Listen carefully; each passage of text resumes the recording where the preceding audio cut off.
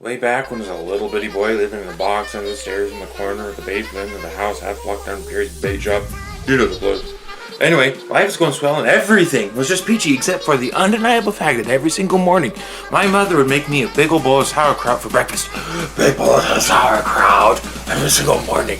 It was driving me crazy, so one day I said to my mom, I said, "Hey mom, what's up with all the sauerkraut?" And my dear sweet mother, she just looks at me like a cow looks at an oncoming train. She leaned right down next to me and she said, "It's good for you!" So she tied me to the wall and stuck a funnel in my mouth and forced me into the sauerkraut until I was 26 and a half years old. That's when I swore that one day I would get out of that basement. I would travel to a magical, faraway place where the air smells like warm root beer and the sun is always shining, and the shriners and lepers play the ukuleles all day long, and anyone on the street will gladly shave your back for a nickel. Yeah. Anyway, it wasn't long before my dream came true, because the very next day, local radio station had a contest to see who could correctly guess the number of molecules in Leonard Nimoy's butt. Nah, I was off by 3, but I still won the grand prize. That's right, a first class one-way ticket to Albuquerque. You know, I'd never been on a real airplane before, and I gotta tell you, it was really great. Well, except for the fact that I had to sit between 2 large Albanian women with excruciating severe body odor, and the kid in back of me kept throwing up the whole time. The flight attendants ran out of Dr. Pepper and salted peanuts. The in-flight movie was Biodome with Pauly Shore. Oh, yeah, and 3 of the airplane engines burnt out. We went into a tailspin, crashed on a hillside, the plane exploded, and everybody died in a giant fireball.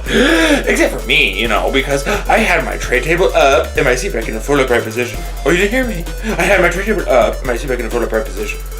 Hello, listen, I had my tray table up and my seat back in a full upright position. Anyway, I crawled through that twisted burning wreckage. I crawled on my hands and knees for 3 full days. Carried along my big leather suitcase, my garment bag, my tenor saxophone, my 12-pound bowling ball, and my lucky autographed glow-in-the-dark snorkel. But finally, I arrived at the world-famous Albuquerque Holiday Inn, where the air smells like warm root beer, and you can eat your soup right in the ashes if you wanna. It's okay. They're clean.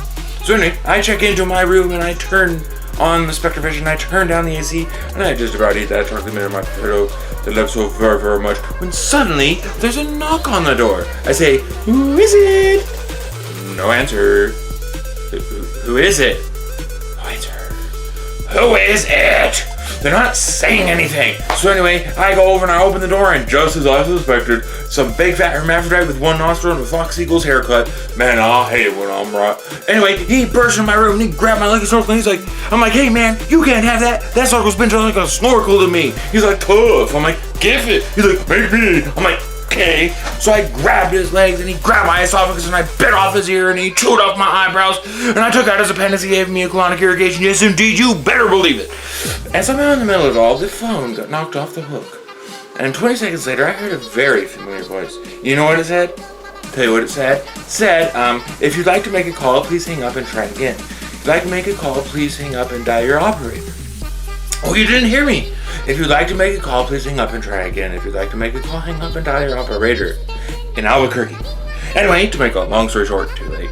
He got away with my snorkel. So I made a solemn vow right then and there that I would not rest, I would not sleep for an instant till the one-nostril man was brought to justice. But first I decided to buy some donuts. So I got my car and I drove over to the donut shop and I walked on up to the guy behind the counter and he goes, "Yeah, what do you want?" I was like, "You got any glazed donuts?" He said, "No, red glazed donuts." "You got any jelly donuts?" "No, red jelly donuts." "Got any Bavarian cream-filled donuts?" "No, red Bavarian cream-filled donuts." "You got any cinnamon rolls?" "No, we're out of cinnamon rolls." "Got any apple fritters?" "No, we're out of apple fritters." "Got any bear claws?" Wait a minute. I'll go check. No, out of bear claws too. Well, in that case, what do you have? He tells me all I've got right now is this box of 12 starving, crazed weasels. I said, okay, I'll take that. So he hands me the box, and I open the lid, and the measles jump out, and they immediately latch on my face. You know, it's about this, and they start biting over. It's about that time a little ditty started going through my head, and it went a little something like this. "Oh, get him off me! Get him off me! Get him off! Get him off! Oh God! Oh God! Get him off! Ah!" And I just ran into the parking lot with my arms flailing, swinging, running, like a constipated wiener dog. And it's like, what happened? That is when I ran into the girl of my dreams. Her name was Zelda. She was a calligraphy enthusiast with a slight overbite in the hair of the color of string peaches. I'll never forget the very first thing she said to me. She said, hey, got weasels on your face. That's what I knew. It's true love. Oh, we were inseparable after that. Oh, we ate together. We bathed together. We even shared the same piece of mint every day of us. Oh, the world was our baby do. So we got married. We bought ourselves a house. We had 2 beautiful children, Nathaniel and Superfly. Oh, we were so very, very happy. One fateful night, Zelda comes up to me and she says, Sweetie Pumpkin, do you want to join the Columbia Record Club? I said, whoa, hold on now, baby. I'm just ready for that kind of commitment. So we broke up and I never saw her again, but I guess that's how things go in Albuquerque. Whatever. But you know, things really started looking up for me after that, because about a week later, I finally achieved my lifelong dream. That's right, I got a part-time job at the Sizzler. I even made Employee of the Month after I put out that grease powder with my face. Yeah, everyone was pretty jealous of me after that. Yeah, I was getting a lot of attitude. Oh, like this one time, I was out in the parking lot trying to clean out excess earwax with a golf pencil, and I see this guy Marty trying to carry a big old bubbles there all by himself. So I say to him, I said, hey, Marty, do you want me to help you with that? And Marty, he just rolls his eyes and goes, no, I want you to go to 5 legs to the chainsaw. So I did. And he gets all down on me. He's like, hey man, I was just being sarcastic. Well, that's just great. How was I supposed to know that? I'm not a mind reader for crying out loud. Besides, I just got a really cute nickname, Torso Boy. So why on earth is he complaining? this reminds me of another missing anecdote. This guy came up to me on the street one day. He says he hasn't had a bite in 3 days. Well, I did know what he meant. But, you know, just to be funny, I took a big bite out of his jugular vein. And he's yelling and screaming and bleeding. Whoa! You know, just yelling and bleeding and screaming. You know, just bleeding and screaming. It's the irony of those situations. Man, some people just can't take a joke, you know? Anyway,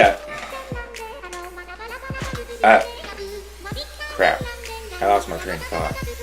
Well, anyway, I guess the point I'm trying to make here is, I hate sauerkraut. That's all I'm really trying to say. And you know, if you ever find yourself waking up in an existential quandary, racked with the pain and isolation of your pitiful, meaningless existence, just take a small bit of comfort in knowing that somewhere out there in this crazy old mixed up universe of ours is a little place, very shitty, called Albuquerque. Yes, Albuquerque.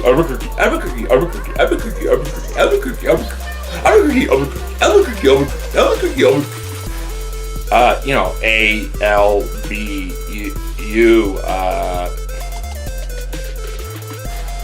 Kirky. Albuquerque.